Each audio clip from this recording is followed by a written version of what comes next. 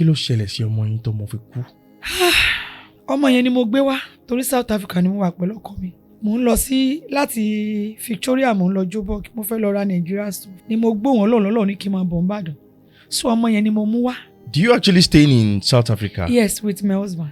Mo wá fọkọ mi lẹ̀, mo wá gbọ́mọ yẹn wá. Even gbà tí mo dé airport emergency kẹ̀tì ni mo rà. Ohun Ọlọ́run yẹn mú mi gan pé máa lọ sí Ìbàdàn. Ó dájọ́ sí fún mi. Ẹsẹ̀ stiff.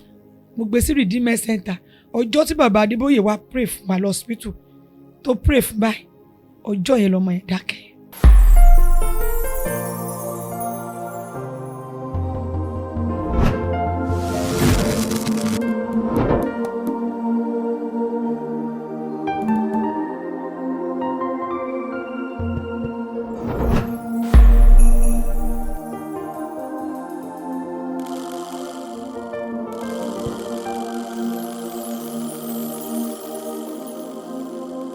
Welcome to Smedia podcast. Welcome to Mystery. Showing on your favorite TV, Smedia TV. I want to use this medium to appreciate our favorite, our amazing fans for your love and your support, for the care, for the comments, for the prayer, especially for the prayer. We have a lot of people to send us different message prayers every time, supporting us with prayer. Thank you so much for doing that, for everyone that love us and love this channel. And as you all know, we discuss much about mystery of life, mystery things happening in this world that we can learn from. And according to the title of this program, Mystery, I'm still your humble host, Adekunle. If you are joining us for the first time, watching this video for the first time, meeting me for the first time, please do well and do good to subscribe on this YouTube channel. Doing that, you get notification on your phone anytime we drop a video like this. In today's program, I want you to please watch this video from the beginning to the end. From the beginning to the end, because I'm very sure you will learn and you gain some things through this program with my amazing guest in the studio with me. Orúkọ mi ni Yetunde Akintewe. Iṣẹ́ ìránṣẹ́ ni mo yàn láàyò, wòlíì ni mí, ọmọ Ondo State ni mí. Iṣẹ́ ìránṣẹ́ ni ẹ yàn láàyò. Bẹ́ẹ̀. Pàtì iṣẹ́ ìránṣẹ́ wo? Wòlíì, evangelist. Wow. Bẹ́ẹ̀. Wow. Ìjẹ́ṣẹ́ yín ní ìjọ? Bẹ́ẹ̀. Ẹ dá ní ìjọ? Bẹ́ẹ̀. Okay, níbo ni ìjọ yín wà? Wà ní Ìbàdàn, Alákíá. Alákíá ní Ìbàdàn. Bẹ́ẹ̀. Wow. Ó ní ìbéèrè kan tí a máa ń bi àwọn olólùfẹ́ wa tí a bá gbé, àwọn àlejò wa tí a bá gbé wá sórí ètò. Ìdí dẹ̀ ni pé so that àwọn tí wọ́n ń gbọ́ wa, tí wọ́n fẹ́ gbọ́ àwọn kankan láti ẹnu yín, wọ́n á lè mọ̀ pé ẹni tó ń sọ̀rọ̀ yìí ó ní ìrírí nǹkan tí ó ń sọ. Ìjẹ́ nígbà tí ẹ̀yin dàgbà pọ̀, tí ẹ̀yin dàgbà, ìjẹ́ ní àǹfààní láti gbé lọ́dọ̀ àwọn òbí yín méjèèjì? Bẹ́ẹ̀. A máa rí àwọn tó bá gbé ní ọ̀dọ̀ bí wọn méjèèjì bí ẹni pé kò kí ń sí challenges kankan, nǹkan máa ń lọ déédéé nítorí pé bàbá wà ń bẹ, ìyá wà ń bẹ, so wọ́n lè support. Ìjẹ́ṣẹ́ tí ò kí ń sí challenges rárá, ṣé bẹ́ẹ̀ náà ló ṣe rí lọ́dọ̀ yín? Rárá o, challenges wà.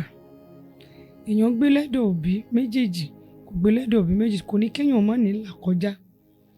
Ògo ló máa ń júwe ìlàkọjá èèyàn. Ògo ló máa ń júwe ìlàkọjá èèyàn. Ìlàkọjá èèyàn, bẹ́ẹ̀ ni sà. Ẹ bá wa tọ̀mọ́lẹ̀ síbẹ̀ yẹn dáadáa. Béèyàn bá ṣe lógo tó ló ṣe máa la nǹkan kọjá nú ayé. Bí ògo èèyàn bá ṣe tó, ìlàkọjá èèyàn máa ń júwe irú èèyàn téèyàn jẹ́. Ìlàkọjá èèyàn, ìlàkọjá táyé máa ń yàtọ̀ sí ti Kẹ́hìndé torí ògo máa ń jura wọn lọ. Ṣé nítorí ògo lèyẹn fi ní ìlàkọjá ni? Torí ògo ni sà. Ẹni tí ò lógo kò ń la nǹkan kọjá. Ẹni tó wáyé wá jẹ́ nǹkan kan. Ẹni tó wáyé táwọn èèyàn ó tara ẹ̀ dìde. Ẹni tó wáyé tí ó bọ orílẹ̀-èdè. Ẹni tó wáyé tí ó fògo Ọlọ́run hàn, ó máa la nǹkan kọjá. Ṣé dandan ni? Dandan ni. Ẹni tó bá ti wá sáyé ó máa la nǹkan kọjá. Jésù Olúwa là kọjá kó tó di ọba àwọn ọba.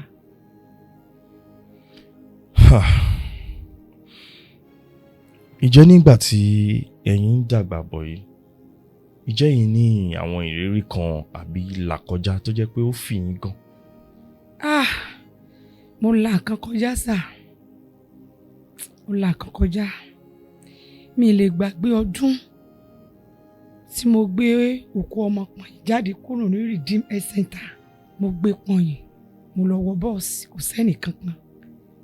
Gẹ́gẹ́ bí abiyamọ, inú mi ti pọ̀, ẹ̀jẹ̀ dẹ̀ jáde lára mi, both front and back.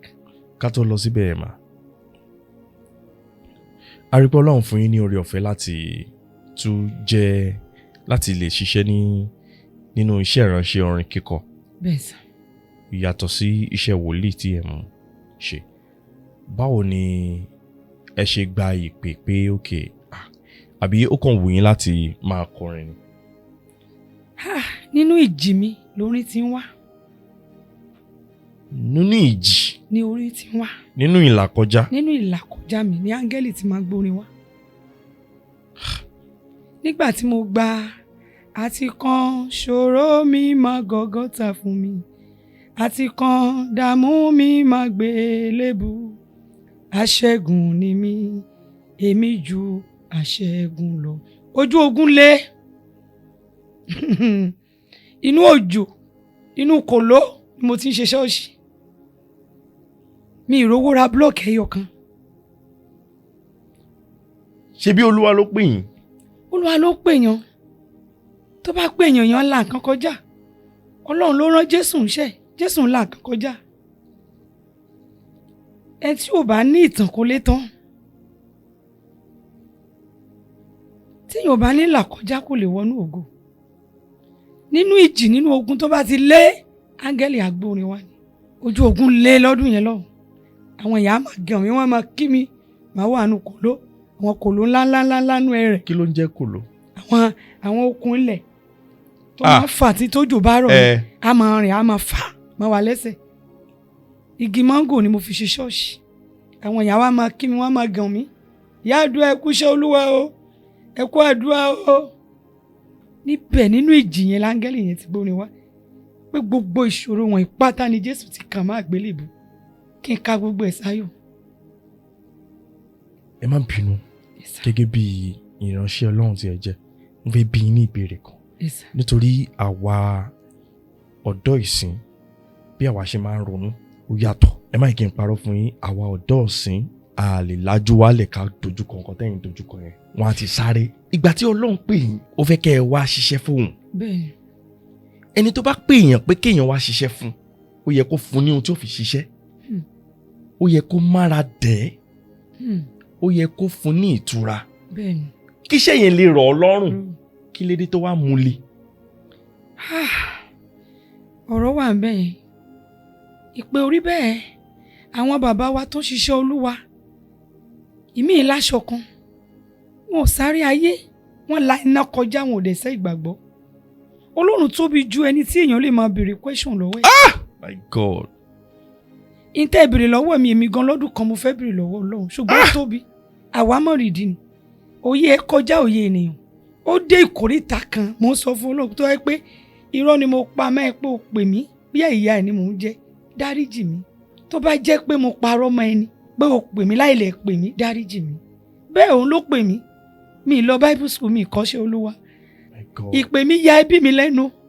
Ṣọ́ọ̀bù ni mo jókòó sí tí àrá sán wọlé báyìí. Gbogbo aṣọ mi ya. Àwọn èèyàn rò pé mo rán mẹ́ta ni.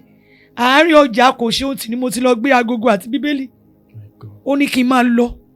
Láti Àgúnlóye street l'Ákúrẹ́ ni mo ti fẹsẹ̀ rìn dé kò ṣe ohun tí ní Ọbádáre. Mo wá dé àárín ọjà. Ó ní kí n sún síwájú, máa ra agogo àti bíbélì. Ó ní kí n máa lọ. Ó mú mi bí ìgbà tí wọ́n fi ẹ̀mú mú yàn. Nǹkan ò yé mi mọ́. Kì í ṣe mo yàtọ̀ pátápátá. Ìgbé ayé mi bẹ̀rẹ̀ sí í yà. Ìpè wà tó lọ́run bá dẹ̀ pè yàn kì í ju owó sílẹ̀. Kì í ju owó sílẹ̀ fún yàn. Ìlà kọjá ní pé kì í ju owó sílẹ̀ fún yàn. Ṣùgbọ́n téèyàn bá ní ìfaradà, tó bá ní sùúrù, tó bá dúró tì í, kò sẹ́ni tó pè tó ń fìyà jẹ. Kò dẹ̀ sẹ́ni tó lè gbẹ́kẹ̀lé tó lè jogún òfo láéláé. Kò sí. Ṣé Ọlọ́run real? God is real. He's real. He's real. He's God. He's real. He's mighty. Òun ló ń gbé ní pẹ̀kún ọ̀run wa ayé àti ọ̀run. gbogbo ohun tá à ń là kọjá lórí òun ló ṣáájú ayé dé òun ló máa kẹ́yìn ayé dé. gbogbo ohun tá à ń là kọjá ló ń rí. gbogbo ẹ̀ lórí kò síbi tó lọ́run ò sí. kò sí gbogbo ìlàkọjá wa ló wà lọ́wọ́ ọ̀tún ẹ̀ báyìí tó ń wò. ìlú wo ni ẹ ti bẹ̀rẹ̀ sí ní ṣe ìjọsìn tí ẹ sọ yẹn tẹ́ni máa ń ṣe lábẹ́ igi? Ìbàdàn bí ni sà.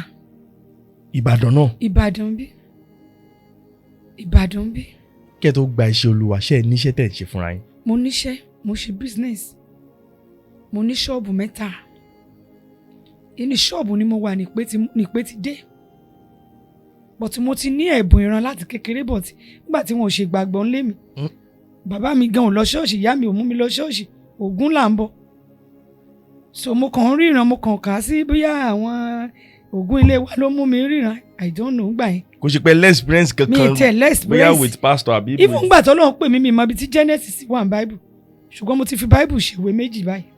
My God. mi mọ ibi tí Sáàmù wà kèfèrí ni mí pátápátá. ẹni tí ó bá ní ògo tó bá ń dojú kankan ó di dandan fún ṣé yóò tẹ̀ padà bọ́ nínú ogun yẹn? ó máa bọ́ kò sóhun tó níbẹ̀rẹ̀ tí òkè ní òpin bí ẹkún bá pẹ́ di alẹ́ kan ayọ̀ adé bí ẹkún bá pẹ́ di alẹ́ kan ayọ̀ adé àdúrà ń gbà àjọ ni. àdúrà ń gbà àjọ ni. àjọ ni. bẹ́ẹ̀ ni èèyàn ó kó ọmọ èèyàn ó kó èèyàn á kó ọmọ èèyàn á kó àjọ ni kò sógun tí ò lè ṣe. bẹ́ẹ̀ sà ogun ò dẹ̀ kí n borí aládùúrà kò sí bógun ṣe le tó mọ ṣẹ́ tí náà àdúrà bá jò mọ́ àṣẹ.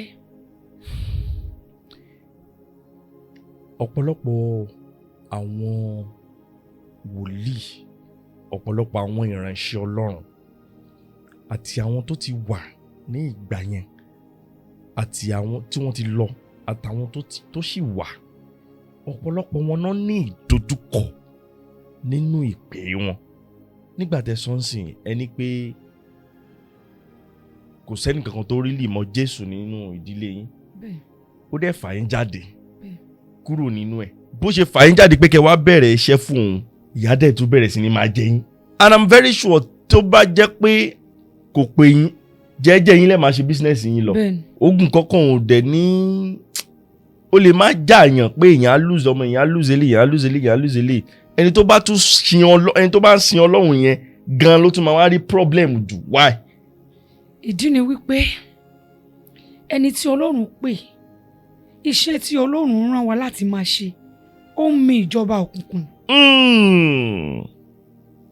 ó ń mì ìjọba òkùnkùn ẹni tí Sátánì dè wòlíì á máa gbàdúrà pásítọ̀ á máa gbàdúrà ẹni tí èṣù ti dájọ́ fún báwọn fẹ́ fi ṣe sújà nípàdé àwọn ẹlẹ́yẹ wòlíì àtọ́júbọ̀ pásítọ̀ àdébẹ̀ fàyà lùsì free bloody. so gbogbo nǹkan wọ̀nyẹn Sátánì ò kì í fẹ́ gbọ́ ìránṣẹ́ Ọlọ́run sétí torí ó mọ̀ pé àwa láti wá ba iṣẹ́ òun jẹ́ ni. kò dẹ̀ sí bí wòlíì ṣe ń bọ̀ láti inú oyún ìjọba òkùnkùn gan wọ́n ti ríra wẹ̀ ẹ wo ìtàn Babalọ́lá kó tó dé wọ́n ti wádìí ẹ̀ pé alágbára ọmọ kan bọ̀ láti wá mì ìjọba àwọn.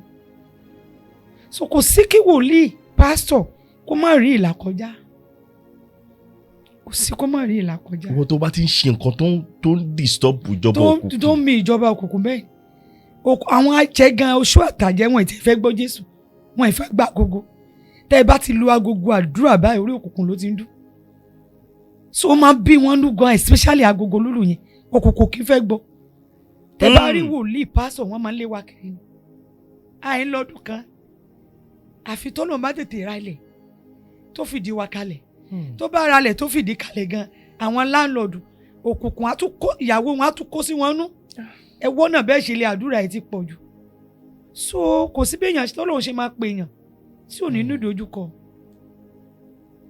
ohun tó o bá ń ṣe tí o bá fi ń disturb òkùnkùn bẹ́ẹ̀ni tàbí tó ń ṣe níbi tí òkùnkùn wà bẹ́ẹ̀ni wà á ní ìdojúkọ. ìdojúkọ tó lágbára ni ìdojúkọ tó lágbára ni. sọ ẹni tó bá rìn nínú ayé yìí tí ò bá ní ìdojúkọ a jẹ́ pé kò tí ì release inú Jésù àbí kò tí ì rìn pẹ̀lú Ọlọ́run láti mú àwọn èèyàn kan kúrò nínú òkùnkùn. bẹ́ẹ̀ni sà. nínú àwọn ìrìn àjò yín ìjọ ti ní àwọn ìgbà kan àbí àwọn kankan tó ṣẹlẹ̀ sí yín tí ẹ fẹ́ máa wò pé Ọlọ́run ṣé mi ní fiṣẹ́ ilẹ̀? Ọ̀rọ̀ ńlá lẹ béèrè yẹn. Ó wà. Nígbà tí mo pàdánù ọmọ mi yẹn, tí mo gbókú ẹ̀pọ̀n yìí tí mo dé wòrò táwọn èèyàn rọ̀gbà yí mi ká, ó mì mí, mo tún tẹ̀síwájú. Ṣùgbọ́n lọ́dún tí mo wá pàdánù ọkọ mi, ká má léèyàn fẹ́ padà, mo béèrè lọ́wọ́ Ọlọ́run pé torí ìyá àdúrà náà pè mí, kò sórí òkè tí mi ti gùn lágbàáyé. Tá má léèyàn gbàdúrà, kì í ṣe irú mi ló yẹ kọ́kọ́ mi kú. Ṣùgbọ́n gbogbo yìí Ọlọ́run. Mo wá wọlé Ọlọ́run. Ìmú ẹ̀gbọ́n ọkọ mi, àkọ́bí ìyá ẹ̀ sọ fún mi. Bísọ́lá, máa gbàdúrà, máa gorí òkè. O ò lè tú ọkọ ẹ sílẹ̀. O ò lè gba ọkọ ẹ lẹ́nu ikú. Kò sí orí òkè. Kò sí orí òkè Babalọ́lá tí wọ́n ti mọ̀ mí. Ọdún yẹn ni mo fẹ́ bèrè lọ́wọ́ Ọlọ́run. Kí ló dé tó fàyè gba ilé? Ṣùgbọ́n gbogbo yí Ọlọ́run. 8 months after ni agbára ẹ̀mí mímọ́ ìkọ̀ tuntun bà lé mi. La mú mi tẹ̀síwájú nínú ìrìnàjò ìgbàgbọ́. 8 months after ni mo wọ studio lọ ṣe orin. Tí mo yin Ọlọ́run nínú ìjì. Tí mo kì, tí mo pè lórúkọ tó ń jẹ́. Tí mo ní ẹni àgbà tó jókòó sórí ìtẹ́. Títẹ́ ò lè ṣá. Àìkú àìṣá ìpínyìnkì. Arúgbó láéláé. Adàgbà mọ́tẹ̀pá. Tí mo ń yìn nínú ìyìn. Nínú ìjì.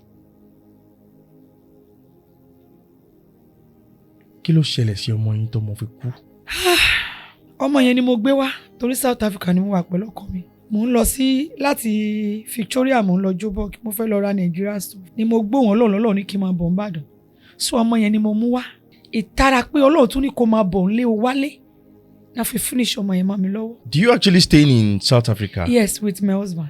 Mo wá fọkọ mi lẹ̀, mo wá gbọ́mọ yẹn wá. Even ìgbà tí mo dé airport emergency kẹ̀tì ni mo rà. Ohun Ọlọ́run yẹn mú mi gan pé máa lọ sí Ìbàdàn. Ó dájọ́ sí fún mi. So ọmọ yẹn ni èṣù kọ́kọ́ attack. Ẹsẹ̀ stiff. Mo gbé sí Redeemer Center. Ọjọ́ tí bàbá Adébóyè wá pray fún wa lọ hospital. Tó pray fún báyìí. Ọjọ́ yẹn lọmọ yẹn dákẹ́. Ọjọ́ yẹn.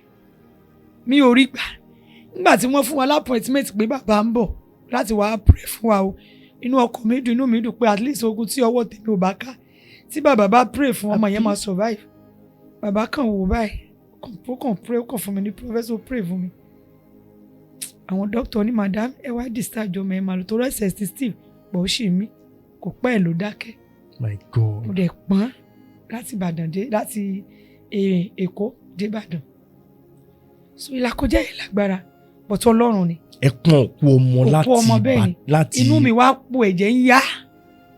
Nígbà tí màá fi bọ́ọ̀lẹ̀ ní ìwòrò nínú bọ́ọ̀sì, mo wá dúró sí express bá mi mọ̀ bí tí mo fẹ́ fèsì. Àwọn obìnrin tó ṣàbíyamọ náà wá notice mi. Wọ́n wá bá mi, wọ́n wá fàṣọ orí mọ́ nígbà. Ẹ̀jẹ̀ ń yá lára mi lẹ́jẹ̀. Ọmọ tí mo pọ̀ ẹ̀ ti kú. Ó ló ti kú. Wọ́n wá mú mi sẹ́gbẹ̀ẹ́ kan báyìí. After ẹ̀ ni mo tún pàdánù ọkọ mi. Bọ́tọ̀ Ọlọ́run ni ó máa jẹ́. Mo máa sìn dálẹ́ mi ni. Òun ni mo máa sìn. Òun ni Ọlọ́run mi. Òun ni màá máa yìn, òun ni màá máa bọ. Òun ni Ọlọ́run.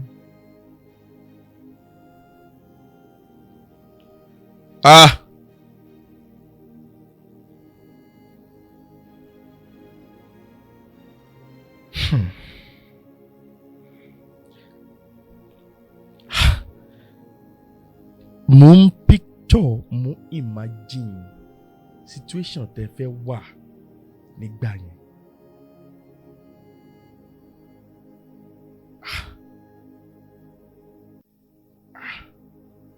Ọlọ́run máa tóbi lọ́ba o. Ó tóbi lọ́ba.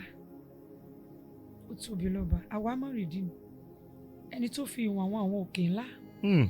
Òun nìkan ló fi gbogbo iyẹ̀pẹ̀ ayé sínú òṣùwọ̀n tó mọye tó jẹ́. Òun nìkan ló fi iyẹ̀pẹ̀ ayé sínú òṣùwọ̀n. Bẹ́ẹ̀ni, ó dẹ̀ mọye tó jẹ́. Ó dẹ̀ mọye tó jẹ́. Bẹ́ẹ̀ni, ó mọye yanrìn inú òkun ọmọ tí ó sá.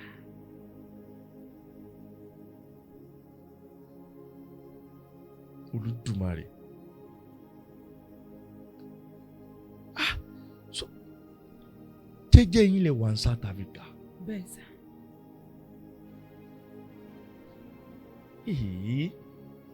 ṣùgbọ́n mọ́mì ó lágbára láti má jẹ́ kí ọmọ yẹn kú.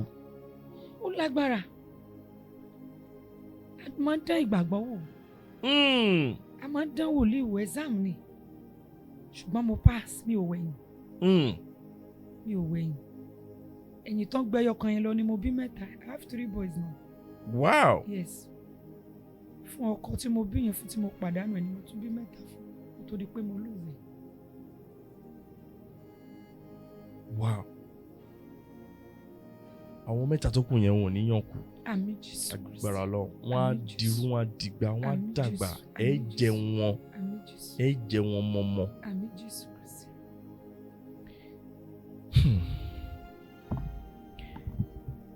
Ó máa wá ti tó ọdún mélòó tí ó ti máa tó ọdún mélòó tí ẹ ti bẹ̀rẹ̀ sí ní máa kọ orin báyìí? Ó ṣe ń lọ ọdún kan tí mo ṣe orin jáde báyìí ni. 8 months ó ti lé lọ́dún kan báyìí because ọkọ mi ti kó so ti pé 2 years. Ó kù díẹ̀ kó oṣù kan kó pé 2 years now. So after tọkọ mi kú ni mo ti ń kọ orin. Mo ti ń gba orin tí ẹ̀mí Ọlọ́run ti ń gbóni fún mi. A ti máa tó bí 4 years or 5 years. Ṣé ẹ ti ń gba orin but ẹ̀ẹ̀kan tí lọ ṣe ní studio? So first album mi ni. Ó ní ọba tó jókòó sórí ìtẹ́. Ẹ wá ní ó ti tó bí ọdún méjì tẹ́ ti lùsì.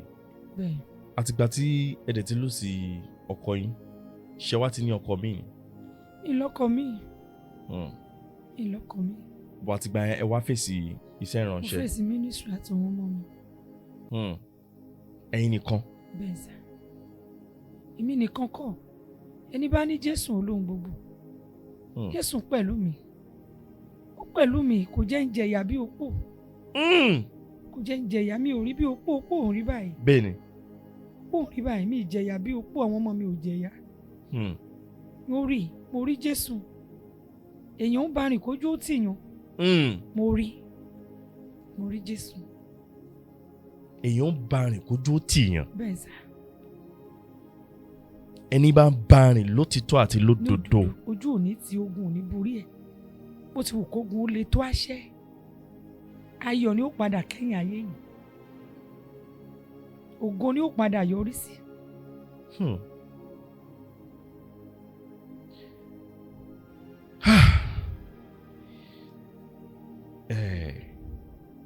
Lórí track yìí, ká sọ̀rọ̀ lórí ẹ̀, lórí new album yìí, ìjẹ́ báwo ni ẹ ṣe ta, báwo lẹ ṣe gbé jáde? Mo ṣáà ti gbé jáde, wọ́n bá mi dá fi sí audio mark àti Spotify. Bẹ́ẹ̀. Ìlára àwọn track yìí ṣe lè kọ ìkan fún wa níbẹ̀? Ṣé mo lè play ẹ̀ nínú deck mi? No, ẹ kàn rọra kọ ìkan lára ẹ̀. Ọba tó jókòó sórí ìtẹ́ títẹ́ rẹ̀ ò lè ṣá. Ọba tó jókòó sórí ìtẹ́ tẹ́sẹ̀ rẹ̀ ò. Ọba tó jókòó sórí ìtẹ́ táṣọ rẹ̀ ò dọ̀tí. Mo kí ẹ ò bá mi kábíyèsí. Kábíyèsí bàbá, kábíyèsí o. Ẹrù jẹjẹ. Bẹ́ẹ̀ sà. One of the track, track mẹ́rin ló wà nínú. Bẹ́ẹ̀. Album mi. Ẹrù jẹjẹ. Ọba tó jókòó sórí ìtẹ́. Àti kan. Ìṣòro mi má àgbélébù má gọ̀gọ̀tà. Àti kan ìṣòro mi má gọ̀gọ̀tà. Mọ́ gọ̀gọ̀tà. Bẹ́ẹ̀ni. Kí ló ń jẹ́ gọ̀gọ̀tà? Ibi àgbọ̀nrín ni. Ibi àgbélébù. Bẹ́ẹ̀ni sà. Let your name be lifted up. Wow. Okay. Tí àwọn yẹn bá fẹ́ ra CD yìí ń bọ́ náà ti lè rà. Àwọn èèyàn tí ẹ fi bẹ́ẹ̀ ra CD mọ́ but mo máa ń tà fún àwọn ìyá lọ́jà tí máa ń lọ ìsọjí mo máa ń tà ó dẹ̀ wà ní workshop náà wà láwọn shop but àwọn tó bá fẹ́ bá mi gbọ́ kán lọ download ẹ̀ ní audio mark àti Spotify. Ó ti wà ní digital platform sí. Tó bá kàn type orúkọ yín ó máa gbé jáde. Orúkọ wọn ni ó máa type tó máa gbé jáde. Prophetess Yetunde Akintewe. Prophetess Yetunde Akintewe.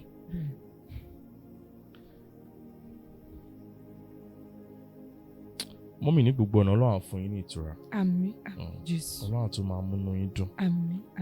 Agbára Ọlọ́run. Àmín. Agbára Ọlọ́run. Àmín. kí ni nǹkan tó ń wù yín tí ẹ fẹ́ ṣe tí ẹ nílò ìrànlọ́wọ́ fún lórí iṣẹ́ yìí? ṣé lórí orin àbí iṣẹ́ ìránṣẹ́? Àti lórí iṣẹ́ ìránṣẹ́ yín. Tí mo nílò ìrànlọ́wọ́ fún pọ̀, ó pọ̀. Àkọ́kọ́ lórí orin mo nílò ìrànlọ́wọ́. Okay. Àwọn akọrin ẹ̀mí tó lè ràn mí lọ́wọ́. Mo ti tún gbé orin mi jáde láti wọ studio eléyìí gan mi ti shoot fídíò ẹ̀. Okay. Mo sì nílò ìrànlọ́wọ́ lé lórí. Láti lè ya fídíò ẹ̀. Okay. Mo sì nílò ìrànlọ́wọ́ lé lórí. And the ministry náà mo sì nílò ìrànlọ́wọ́. Torí agbára Ọlọ́run ló gbé mi ró, òun ló lè mú mi tẹ̀síwájú. Tá a bá wà nínú ara kò easy. Kò easy. Tá a bá wà nínú ara kò easy. But gẹ́gẹ́ bí onígbàgbọ́ a gbọ́dọ̀ wà nínú ara, gbọ́dọ̀ wà nínú ẹ̀mí láti tẹ̀síwájú. Láti tẹ̀síwájú ìlàkọjá yẹn pọ̀. Ìlàkọjá yẹn pọ̀. Ìjẹ́ lè júwe ibi tí church yìí wà in case táwọn èèyàn bá fẹ́ wá. Wọ́n máa pe nọ́mbà mi tí wọ́n bá ti dé Alákíá. Okay. Wọ́n bá dé Alákíá wọ́n gbé ọ̀kadà oníbàtà. Okay. So tí wọ́n bá dé oníbàtà yẹn dọ̀ mi ò jìnnà sí títì, wọ́n á pe nọ́mbà mi. Okay. Okay. Ẹ bá pe ẹ̀rọ ìbánisọ̀rọ̀ yín. 07034293579. Ẹ pè lẹ́ẹ̀kan sí. 07034293579.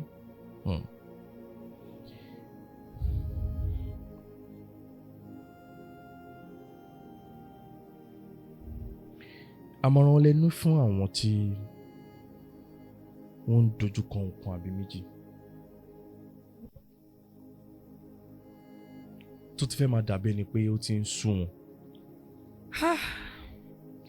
Àmọ̀ràn tí mo ní fún gbogbo ènìyàn pátápátá lórígun mẹ́rin ayé tó ń dojú kọ ìṣòro ni pé kó ní sùúrù kó dẹ̀ jẹ́ aládùúrà. Kò sí kan tó níbẹ̀rẹ̀ tí ò lópin sá. Ohun gbogbo ṣiṣẹ́ pọ̀ fún rere. Kò sọ́mọ tó ń pass láì ṣe exam. Kò sọ́mọ tó ń pass láì ṣe exam. Promotion ò kì í dédé dé. Tí obìnrin ò bá rọbí kó lóyún, wọn ò lè kíkú ewu ọmọ láíláí. Yes. Ìjì, ìnira, ẹkún ló máa ń pùṣì ọmọ jáde. Tọ́mọ bá jáde ara tu obìnrin, àwọn èèyàn á máa yọ̀ fún. So ogun ló máa ń mú ògo jáde. Kí gbogbo ènìyàn mọ̀ bẹ́ẹ̀. Kí gbogbo ènìyàn mọ̀ bẹ́ẹ̀. Nínú ogun lògo wà. Bẹ́ẹ̀ sà. Èèyàn ò lè fast forward ẹ̀. No, ohun tó bá máa là kọjá wà là kọjá. Ohun téèyàn bá ti kọ́, ohun téèyàn bá ti yàn kò sí kó má là kọjá nú ayé. Ṣùgbọ́n gbogbo ẹ̀ sí ògo Ọlọ́run ni. Téèyàn bá ní ìfaradà, tó bá ní sùúrù, ìjì yẹn máa dá, ogun yẹn máa padà di ẹ̀rí. Tí tèmi ti di ẹ̀rí lénìí. Torí ìgbà tọkọ mi kú àwọn èèyàn rò pé ó ti tán fún mi. Wọ́n rò pé mo ti finish. Pé iṣẹ́ ìránṣẹ́ gan mi ní lè move on mọ́. Ṣùgbọ́n síbẹ̀ Ọlọ́run jẹ́ olódodo. Ó tún mú mi tẹ̀síwájú. Mo tún ráyọ̀ ọ̀nù ẹ̀gan. So ẹni tó bá ń la nǹkan kọjá kó gba Ọlọ́run gbọ́. Ọlọ́run tóbi o. Ó ń gbọ́ àdúrà o, kò sógun tí ò lè ṣẹ́. Ogun tí ò báyìí tí ì ṣẹ́ ó ń dúró de àkókò ni. Torí àkókò wà. Lọ́dún tí mo sunkún, mo jókòó sẹ́nu ọ̀nà bẹ́tú, mo sunkún láti àárọ̀ dalẹ́. Mo sunkún pé ṣé kan tó ní wá ṣe Nàìjíríà ni. Kí n wá jẹ ìyàwó ló pè mí. Odindi ọmọ kú. Mo fi máńgò ṣe ṣọ́ọ̀ṣì. Ayé mi rí báyìí, mo wá sunkún. Bẹ́ẹ̀ ni mo gbọ́ tí ẹ̀mí Ọlọ́run tọ̀ mí wá pé déètì wà lọ́wọ́ mi. Kò ṣeé yí. Àkókò ò tí ì tó. Tákókò bá tó ògo afọ̀hún. Ó ní déètì wà níbí. Kò sẹ́dá tí ò ní déètì lórí ògo ẹ̀. Even nígbà tó fẹ́ mú Jésù, ó lákòókò òun ò tí ì tó. Wọn ò rí mú. Tán bá láwọn fẹ́ mú, á change níbẹ̀. Wọn ò ní dá mà láàrin èrò. Àkókò wà. Ṣùgbọ́n nígbà tí àkókò tó tí wọ́n mú, ó sọ ó lákòókò òun ti sún méjìlélẹ̀. Ó ṣeé ṣe ká mú mi lọ́la, ká mú mi lọ́tùnla. So gbogbo ohun téèyàn ń là kọjá kì í ṣe pàdúrà ò gbà. Tí àkókò tó yàn sórí ògo ẹ̀ ò báyìí tí tó, á dàbí pàdúrà ò gbà ni. Kò ṣe pé àdúrà ò gbà. àdúrà ń gbà sá. ṣùgbọ́n tí ò bá ti tó àsìkò. tí ò bá tó àsìkò. tá a fẹ́ fún ẹ ní nǹkan tó ń béèrè fún. nǹkan tó ń béèrè. kò lè wá. kò lè wá. kò sí miracle tó lè ṣẹlẹ̀. kò sí. ẹni bá máa dìde lọ́sàn-án kò sí magician tó lè gbé dìde láàárọ̀. ẹni bá máa dìde lálẹ́ kò sóògùn tó lè ṣe tó lè fi rógolo láàárọ̀. àyànmọ́ ni àkókò wa. ẹ̀mí Ọlọ́run wá ń rẹ̀ mí lẹ́kún nù mí lójú. wọ́n sọkún ó kù díẹ̀. má sọkún àkókò ni. kí ló máa ń fà tó jẹ́ pé ẹlòmíì á jìyà láti òwúrọ̀ ọjọ́ ayé títí di ilẹ̀ ṣú títí tí a fi kú. tí ìtàn yẹn ò di ògo. tí ò di ògo. tí ò di ògo. ọ̀rọ̀ wà ń bẹ̀yìn. ohun tí mo rò pé ó lè fà ni bóyá tí àdúrà ò bá tó. torí tí tẹ bá rí èsúró ó le. bẹ́ẹ̀ni. ṣùgbọ́n tí iná bá jò mọ́ èsúró máa tú báyìí ni. yes. á tú bí ẹ̀kọ́. tí ogun bá le tí iná àdúrà bá jò ogun á máa ṣẹ́. ṣùgbọ́n gbà míì tí ayé bá ń fogun já èèyàn tí ogun já èèyàn tó wà ní ogun tí ò súnmọ́ lọ́hùn tí ò gbàdúrà ó lè wà bẹ́ẹ̀ kó lọ bẹ́ẹ̀. ó lè kú sínú ogun ó yẹn. lè kú sínú ogun yẹn. tí ò bá súnmọ́ lọ́hùn. tí ò bá súnmọ́ lọ́hùn kó bẹ Ọlọ́run kó gbàdúrà. kó gbàdúrà. mo ń ṣe program kan ní orí TikTok every night ni ojoojúmọ́ ni máa ń ṣiṣọ́ bí mo ṣe wà. ẹnìkan wá bèrè owó ní mọ́mí à ṣé ojoojúmọ́ ni prayer ni ó lójoojúmọ́ ni ó ti mọ́ mi lára. tó bá dé ojú gbangba ogun tó bá rí ohun tí wọ́n ń pè ní ogun wàá gbàdúrà. odindi ọdún kan oṣù 6 ni mo fi bẹ́ẹ̀dì lẹ̀ tí mo sùn orí àpáta nígbà tí mo dé oríta ogun gangan ogun.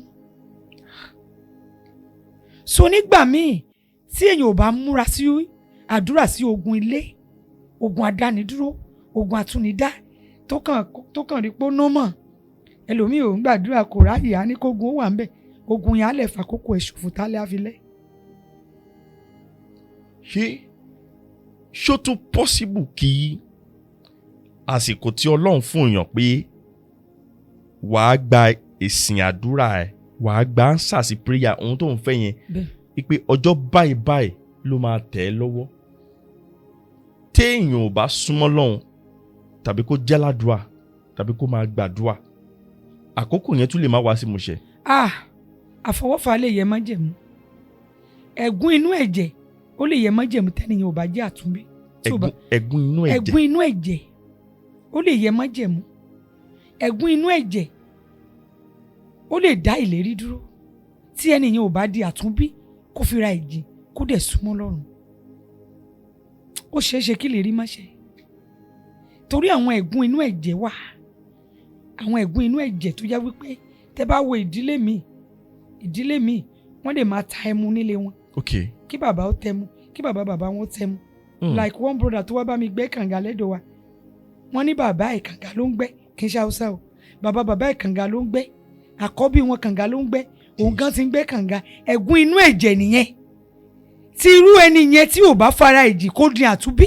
òun náà ni ó gbẹ títí. ó wà lábẹ́ orí ọ̀fẹ́ mi ìmọ̀ tó lè yàn wáyé mi ìmọ̀ déètì tá a lè fún. ó lè yẹn ṣe wọn á yẹ kànga wáyé. ó possible kó má rògolo tó bá gbà bẹ́ẹ̀ pé iṣẹ́ tán ṣe ń lé wa ni. tó bá gbà bẹ́ẹ̀ tó ṣe é lọ. àwọn èèyàn tó máa ń faramógun ni. ẹ̀mú èèyàn tó faramógun tí wọ́n á gbà bẹ́ẹ̀ pé ìdádì mi gan ẹmu náà kọ̀ kànga náà ń gbẹ̀ sí ó báwo ni tó ta lòun fẹ́ fi tòun jọ. ṣùgbọ́n ẹni tó bá ní ìpinnu tó di àtúnbí ìlérí àṣẹ agbára tí ń bẹ nínú ẹ̀jẹ̀ òdú àgùntàn á fa àyànmọ́ ẹ̀ jáde kúrò nínú ẹ̀gún ẹ̀jẹ̀. a jẹ́ pé téèyàn bá tó fẹ́ ṣoríire láyé yàtọ̀. ó tún wà lọ́wọ́ èèyàn. ó wà lọ́wọ́ èèyàn. bẹ́ẹ̀ sà ó wà lọ́wọ́ èèyàn. ó wà lọ́wọ́ èèyàn. torí ẹ̀ ló ní ká máa gbàdúrà láìsinmi àti láìsàárẹ̀ ní ọdún kan tí n bá ti gba biribiri 7 days mi ní jẹ mi ní mu tí n bá break nǹkan á worst sí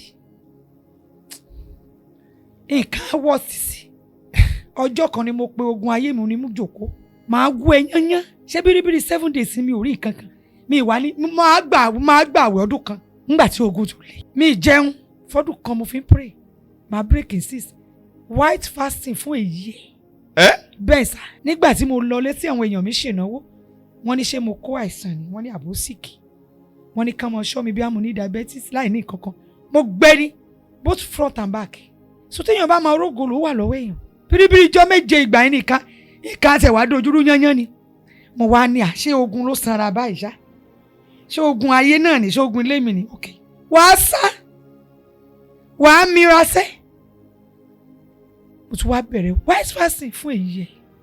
after àgbà téèyàn ṣe gbàdúrà tán. bẹ́ẹ̀ ni. àtúwà tó fèsì ànúdá ogun. bẹ́ẹ̀ ni tó bá gbàdúrà tó tí ì rí àmì you must pray. again and again. until something happen yes. kò gbọ́dọ̀ sú ẹ ò gbọ́dọ̀ rí lásìkò ẹ wo mo ṣe ìgbà kan tán mi ò rẹ́sì ìgbà tó bá rẹ́sì restart.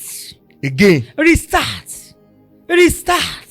tó o bá lè gba biribiri máa ṣiṣọ́ ọ̀rọ̀ pray rí i pé ìgbé ayé ẹ yàtọ̀ sí tìran yín. yes rí i pé ìyà tó jẹ àwọn òbí ẹ ò jẹ rí i pé ọmọ ò gbọ́dọ̀ gbọ́njú bá yà lọ́wọ́ ẹ̀. yes wàá gbàdúrà tí ká fi ṣẹlẹ̀ ni wàá gbà tí wàá fi rí i pé yes ogun iṣẹ́. ọ̀pọ̀lọpọ̀ ènìyàn tó ń ó ti sú mi ó ti rẹ̀ mí mo ti ń ṣe bọ̀ ẹlòmíì gan wà ní age of 25 20 ó tiẹ̀ ti sú mi ó ṣẹ̀ṣẹ̀ bẹ̀rẹ̀ ní. ṣé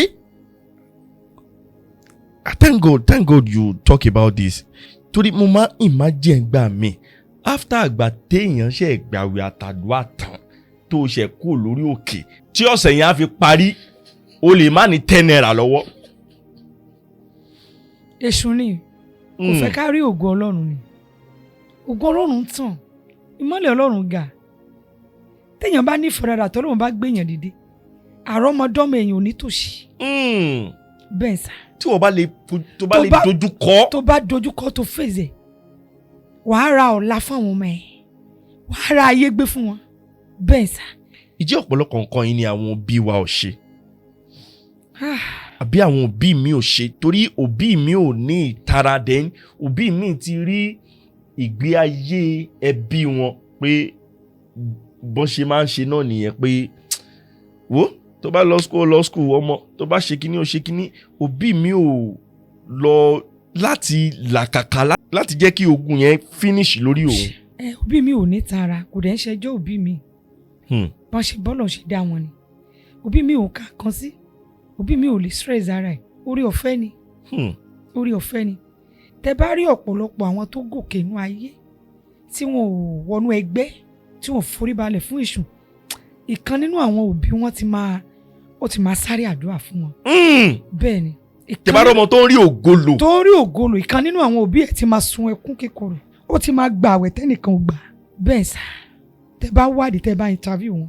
ìmí ìgan ìyá ẹ̀ ti lè bá lọ ìmí àwọn òbí ẹ̀ méjèèjì ti lè kú sínú àdúrà ṣùgbọ́n ọmọ wọn aráyé gbé. ṣé bó ṣe máa ń ṣẹlẹ̀ nínú òkùnkùn ó máa ń ṣẹlẹ̀ ní inú Jésù náà because àwọn tinú ayé ìgbà mi wà tó jẹ́ pé òbí á fi ra ẹ lẹ̀ nítorí pé kọ́mọ ẹ lè dé ipò kan ṣe bẹ́ẹ̀ náà ló ṣe lè ṣẹlẹ̀ nínú Olúwa. ó ṣẹlẹ̀ nínú Olúwa Jésù wá fira ẹ̀ lẹ́ni ó wá fira ẹ̀ lẹ́ni ó fira ìrúbọ ni ìrúbọ ètùtù ló fira ẹ̀ ṣe ká lè rí ògo tó ń dán yìí. ṣàwọn òbí mi wà tí wọ́n á ní ògo tó wà lórí ọmọ mi gbogbo ọ̀nà ní gbà. èmi á gbàdúrà tó fi máa dákẹ́ lọ sí ìtù báyìí aṣọ̀rọ̀ báyìí aláwọn ọmọ wa jẹ́yìn wọ́n dẹ̀ jẹ́yìn èmi á dẹ̀ gbà kò ní ba lọ ṣùgbọ́n àwọn ọmọ ẹ̀ á gòkè lójú ẹ̀ bí mo ṣe wà mi ò lóso ṣùgbọ́n àwọn ọmọ tí mo bí iná ni wọ́n bàbá wọn rúbọ èmi náà fún mi jẹ́ rúbọ ìhòòhò ni mo máa ń sọkún tòrútòrú máa ń nawọ́ sí wọn bí tọ́sùn sí. Jésù. ìyà tí mo jẹ ẹ̀ ní jẹ́ bàbá yín gbìyànjú àti gòkè ayé lè kúrò láyé wọn ní lè yín kúrò láyé. àmín. mo ń ṣiṣẹ́ wọn mo ti ṣiṣẹ́ wọn màá máa gun orí òkè ètò àmọ́ jábọ̀ mi àmọ́ jábọ̀ màá máa làágùn màá máa porúkọ àwọn ọmọ mi wọ́n á jẹ́yàn yes wọ́n á jẹ́yàn. ìmọ̀ràn wo lẹ ní fún abiyamọ tó jẹ́ abiyamọ gidi. ìmọ̀ràn tí mo ní fún àwọn abiyamọ ni wípé ká máa gbàdúrà fún àwọn ọmọ. Especially ìyá. Ìyá Ọlọ́run máa ń gbọ́ ti obìnrin torí àṣẹ ìbímọ tá a fi ń bímọ bí ó sọ pé a ó gba obìnrin là nípa ìbímọ rẹ̀. Àṣẹ tá a fi ń lóyún tá a fi ń bímọ àṣẹ yẹn lágbára. Kí obìnrin máa bọ́ra sí òwò kó máa gbá ọmú gbá ikùn. Omi ara ẹ̀jẹ̀ ara mi lẹ́ fi wẹ̀ ẹ máa jẹ́yàn kó máa sọ ní aago 4 àbọ̀ sí aago 5 sí gbogbo ọmọ tó bí. Àwọn ọmọ yẹn á máa gbégbé ayé rọrùn wọ́n á máa rí ojú rere. Àṣírí nìkan tẹ́ sọ yìí mọ́. Bẹ́ẹ̀ sà gbogbo abiyamọ pátá tó bá ti da aago 4 àbọ̀ kan bọ́ra wọn sí òwò kan máa gbá ọmú. Omi ara wa ẹ̀jẹ̀ ara wa lọ́mọ fi wẹ̀. Yes. Àṣẹ ló ń gbé ọmọ jáde. Yes.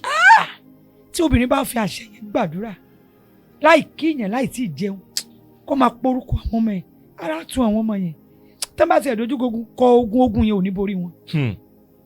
Àdúrà ìyá lágbára kí gbogbo òbí máa gbàdúrà fún àwọn ọmọ wọn ká ti bẹ̀rẹ̀ láti kékeré kódà ká ti máa gbàdúrà fún ọmọ láti inú oyún ká tó bí ká ti máa sọ bó ṣe máa rìn ó tó máa wá jẹ́ ọmọ yẹn á jẹ ọmọ yẹn á jẹ ọmọ yẹn á jẹ sá.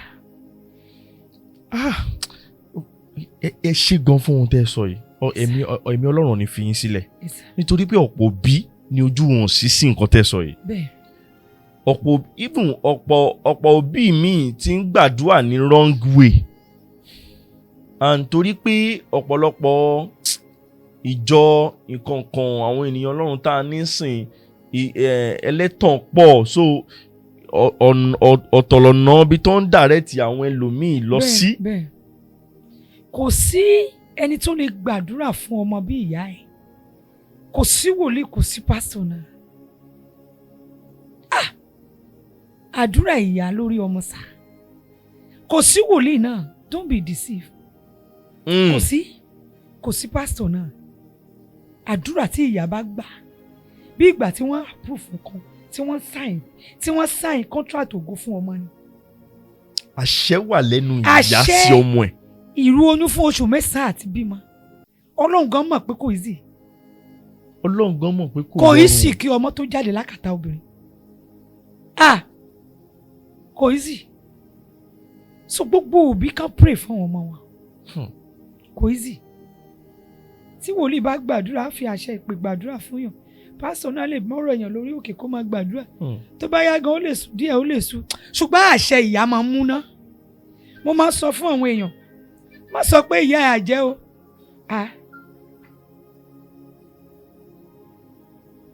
má sọ pé ìyá ẹ̀ àjẹ́ o má sọ pé bàbá ẹ̀ àjẹ́ o. Ẹ máa sọ fún àwọn ọmọ. Mo máa sọ fún àwọn èèyàn kódà tí ìyá èèyàn bá jájẹ ní kó fàṣẹ gbàdúrà fún ẹ ní kó fi gbàdúrà fún ẹ ní kí bàbá ẹ lójú rere bàbá àti ìyá ẹ. Wá ojú rere wọn. Bàbá àti ìyá ẹ ó ṣe pàtàkì nínú ìrìnàjò ẹ̀dá. Bàbá àti ìyá ọlọ́kọ̀ tó wà wọ́n wá sáyé ó ní ṣe ní ìrìnàjò ọmọ. Ó ní nǹkan kan tí a sọ ní of recent tí àwọn ènìyàn kan máa ń bi mí pé kí ni káwọn ṣe nǹkan kan so ó wá ní ọ̀rọ̀ yẹn mo tún sọ síta pé bàbá àbí ìyá tí ò tọ́jú ọmọ láti kékeré títí tọ́mọ yẹn fi jẹ́yàn ìjẹ́sọ́ lẹ́tọ̀ọ́ àti jẹun ọmọ nígbà tí bàbá àbí ìyá yẹn padà wá. Ó lẹ́tọ̀ọ́ kí bàbá ẹni má tọ́ ni kí ìyá ẹni má tọ́ ni kódà kan gbéyàn jù sórí àtọ̀ kẹ́lòmíì gbéyàn tọ́ ó lẹ́tọ̀ọ́. Ó lẹ́tọ̀ọ́. Bẹ́ẹ̀ sà kò dẹ̀ sí ẹ̀ṣẹ̀ tí òbí èèyàn lè ṣẹ̀yìn gbogbo ẹ̀ ló ní ìdáríjì kò sí ẹ̀ṣẹ̀ tí ìyá ẹ̀ lè ṣe tí bàbá ẹ̀ lè ṣe o ní láti dáríjì wọn á jẹun ẹ̀ torí omi ara ìyá ẹ̀ ẹ̀jẹ̀ ló fi ń wẹ̀ òun ló fi wẹ̀ fóṣù 9 àṣírí wà ń bẹ̀ yẹn àṣírí wà ń bẹ̀ tó bá dẹ̀ tún bí ọmọ yẹn tó jáde omi ara ẹ̀jẹ̀ yẹn á tún dàlẹ̀ ó lẹ́tọ̀ọ́ àṣírí wà ń bẹ̀. Ó lẹ́tọ̀ọ́ sí oúnjẹ. Ó lẹ́tọ̀ọ́ sí kó má tọ́ ẹ rárá kódà kó má rówó ra pẹ́ńsù kó ní gan kó lòun ò tọ́ ẹ wàá fojú fò ni torí ọjọ́ ìbí tó bí ẹ. Irú òbí yẹn gbọ́dọ̀ kú sínú ìṣòro tó dẹ̀ nípa láti lè ràn lọ́wọ́. Bẹ́ẹ̀ o gbọ́dọ̀ ràn lọ́wọ́. O gbọ́dọ̀ ràn lọ́wọ́ òun ló gbà ẹ́ wáyé òun ló gbà ẹ́ wáyé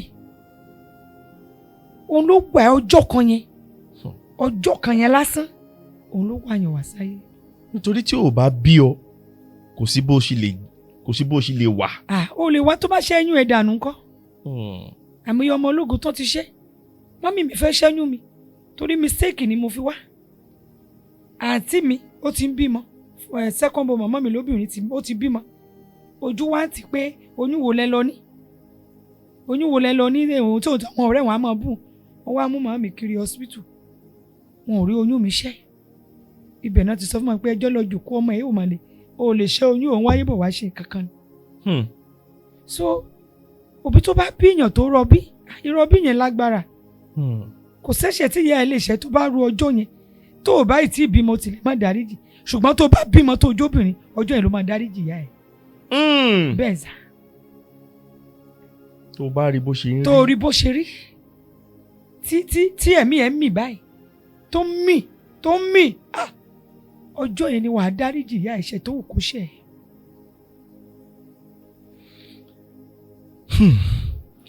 kò bá jẹ́ bàbá náà kò bá jẹ́ ìyá wọ́n lẹ́tọ̀ọ́ sí oúnjẹ o. wọ́n lẹ́tọ̀ọ́ fún wọn kọ́rùn ẹ̀ mọ́. fún wọn kọ́rùn ẹ̀ mọ́. bẹ́ẹ̀ ni. wọn bá fìyà jẹ ọ́. wọn bá fìyà jẹ fún wọn jẹ́ kàn jẹ́. wá fi àwọn lẹ̀ sáàrin àwọn àtọlọ́run. bẹ́ẹ̀ àwọn àtọlọ́run Ọlọ́run ló máa dájọ́ ẹnìkan kan lè dájọ́ ẹnìkan kan. bẹ́ẹ̀ forgive them. fún wọn kàn jẹ́ rántí pé àwọn náà produce. bẹ́ẹ̀. God bless you, ma. So the last question I want to ask you before we go. Bóyá nínú ìrìn àjò èèyàn àbí bóyá relationship àbí bóyá marriage ìjẹ́ ó dára kéèyàn dáríjì ẹni tó fi ìyà jẹ èèyàn bóyá nínú relationship tó fi ìyà jẹ oríṣiríṣi ìyà ló wà ẹlòmíì ti ṣẹ́yún bíi 5 fún obìnrin mi tó dẹ̀ tún lọ fẹ́ ẹlòmíì tí ò dẹ̀ padà fẹ́ ẹlòmíì ti fìyà jẹ obìnrin mi tó ti promise pé òun máa fẹ́ tí ò dẹ̀ padà fẹ́ tírú ẹnìyẹn dẹ̀ wà nínú ìnira ṣó wá yẹ kírú ẹnìyẹn dáríjì ẹni tó fìyà jẹ. lákọ̀ọ́kọ́ gẹ́gẹ́ bí ọmọ Ọlọ́run sá kò sí ẹ̀ṣẹ̀ tí ò yẹ ká ṣe ìdáríjì ara wa ó ní ẹ dáríjì ara yín bí bàbá yín tí ń bẹ ní ọ̀run ti dáríjì yín. Number 1.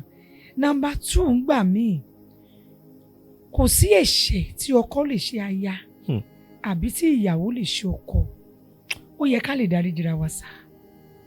lóòótọ́ ń gbà míì ẹ̀ṣẹ̀ míì máa ń wà tó yẹ pé ó máa ń le eléyìí tó bá le àti dáríjì téèyàn bá fẹ́ free tí ò fẹ́ jẹ́ kí nǹkan yẹn ó máa jẹ́ ìdènà fún òun ó ní láti gbàdúrà sí pé ẹ̀mí mímọ́ ràn mí lọ́wọ́ mo fẹ́ dáríjì lágbájá because ó ní láti dáríjì.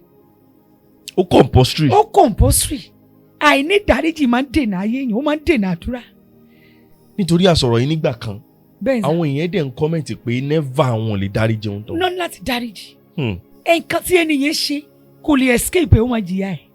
òun máa jìyà ẹ̀. ó máa jìyà ẹ̀ ó sáté ó ń dúró dé eléṣẹ̀ ò lè lọ láì jìyà ó máa jẹ́ láyé. ẹni tó ṣe ẹni tó disappoint yẹn ẹni tó máa padà gbé ó máa padà máa kábàámọ̀ ẹni kò ní ṣe sọ síta. obìnrin tó fìyà jẹ orí ẹ̀ máa fìyà jẹ padà. ìwọ ṣáà dáríjì. ó dáríjì torí àìní dáríjì ogun kan ni. téèyàn má ní dáríjì ogun burúkú ni. o ní láti dáríjì. àṣírí wà nù kéèyàn má ní dáríjì. no àṣírí wà ń bẹ. ó máa ń dènà ọ̀pọ̀lọpọ̀ nǹkan. o ní láti dáríjì tọkàntọkàn. kò filẹ̀ kó jẹ́ kí Ọlọ́run ó ṣèdájọ́ ìwà tó wù kọ́ tó yà tó fi jẹ́ ìwọ gan wàá máa wò wàá gbúròó náà. èèyàn ọkùnrin ò lè máa treat obìnrin kó lọ bẹ́ẹ̀ akádáàdá lobìnrin àwọn gbogbo obìnrin ò ṣèyàn lásán ó lè fìyà jẹ obìnrin kó má rí pa ẹ̀ ẹ̀dá ò disappoint obìnrin ẹ̀dá ò pa obìnrin lẹ́kún wàá rí result ẹ̀ tí obìnrin náà bá dẹ̀ máa treat ọkùnrin òun náà máa rí result ẹ̀ ẹni tó máa fẹ̀ṣẹ̀ yọ orí ẹ̀ ló máa padà gbé kò sí nǹkan tí ò lẹ́san bó ti wọ́n dáríjì inú ọkàn ẹ̀ tó bá ṣe dáríjì gan ni ìyá ẹ tó máa ṣe pọ̀ sí. tó bá ṣe dáríjì gan ni ìyá ẹ ṣe máa pọ̀ sí. ìyá ẹ ṣe máa pọ̀ sí. bóyá tó bá dáríjì gan ni ìyá tiẹ̀ ṣe máa bẹ̀rẹ̀. ló máa bẹ̀rẹ̀ ṣáfítà ìyá. ni wọ́n á ṣí ṣáfítà ìyá fún. ó àṣírí wà nú ayé o. bẹ́ẹ̀ sà ni wọ́n á ṣí ṣáfítà ìyá fún. lòun gan máa wá fomijé máa wá ẹ̀ka tí wọ́n máa rù ká pé ta ló ṣe ẹni tí dáríjì yẹ ṣùgbọ́n ẹlẹ́dàá ẹ̀ fìyà jẹ. ló ṣe máa ń padà wá ẹni tí èèyàn fìyà jẹ tó máa ní mo ti dáríjì ẹ ti pẹ́. mo ti kúrò lórí ẹ ṣùgbọ́n ẹlẹ́dàá máa fìyà jẹ. so ẹ tó ń ṣe búburú kó múra sí i. ẹ tó ń ṣe búburú kó múra sí i. ẹ tó ń pọmọ ní kejì lẹ́kún. tó ń pọmọ ní kejì lẹ́kún kó múra sí i. obìnrin abókùnrin mi ìjìyà ń gbà mí for years ó lè fẹ́ pẹ̀lú ṣòkòtò kan. alówó tá a bẹ̀rẹ̀ sí ní sọ òyìnbó a bẹ̀rẹ̀ sí ní alẹ̀ a bẹ̀rẹ̀ sí ní toríṣiríṣi. a ní kò dá mọ́. a ní wàyú what do you mean? ìyàwó yẹn gan mọ̀ pé is this my husband? dáàdi ṣayọ̀ ṣẹ́yìn ní ìṣá ó wá chẹ̀ǹjẹ̀ a kàn lọ gbé ìyàwó kan wá ní á jẹ́ ìyá ẹ̀ á jẹ́ tí ó bá tètè yí padà nǹkan yẹn á bọ́ sọ́nà padà ṣùgbọ́n tó bá pẹ́ jù á jẹ́ dalẹ̀. A ní láti dáríjì torí kò sínú báìbù pé ká má dáríjì a ní láti dáríjì ó ní ẹ dáríjì kí ẹ̀yin náà lè rí ìdáríjì gbà bẹ́ẹ̀ ni a ní láti dáríjì. ẹ ṣeun gan ma ẹ ṣeun gan kó tó di pé a máa lọ lórí ministry yín ẹ tún máa bá a tún nọ́mbà yẹn pè in case táwọn yẹn bá fẹ́ pè yín lórí ministry yín apart from your music bóyá ní church yín àbí ní orí ministry yín ṣá kí ni àwọn bíi ìrànlọ́wọ́ tẹ́ ẹ nílò tí àwọn yẹn lè ṣe fún yín. ìrànlọ́wọ́ tí mo nílò pọ̀ sá torí ìsìn ó ti ṣe ọwọ́ èmi nìkan àti Jésù Jésù ló fọkàn mi balẹ̀ Jésù ni mo kó gbogbo ẹ̀ lé lọ́wọ́ Jésù ni mò ń wò tínú mi dùn pé alice máa wà rèlè ìrànlọ́wọ́ tí mo nílò pọ̀ ó pọ̀ mo sì nílò ilẹ̀ church. ok bẹ́ẹ̀ sá. ibi tẹ́ ń lò ń sìn kò ń ṣe ọ̀dọ́ kò ń ṣe lẹ́tẹ̀ẹ̀rà fúnra yín. bẹ́ẹ̀ ok mo sì nílò ilẹ̀ church then ìyìn rere gbogbo Èkìtì ni mo ti máa ń ṣèsọjí gbogbo Ògùn state every week mo máa ń travel kò sílùú tí mi lọ lẹ́kìtì torí tí mi bá ṣe máa lọ fún program mo ti ṣe ìwé tí n bá parí ìsọjí máa ta ìwé máa ta kẹsẹ̀tì máa ṣàlẹ̀ lè bọ́ àwọn ọmọ tí ọkọ mi kó sílẹ̀ fún mi they are 3 boys so ṣe ni mò ń wọ sọ́ọ̀lẹ̀ ká. 3 boys.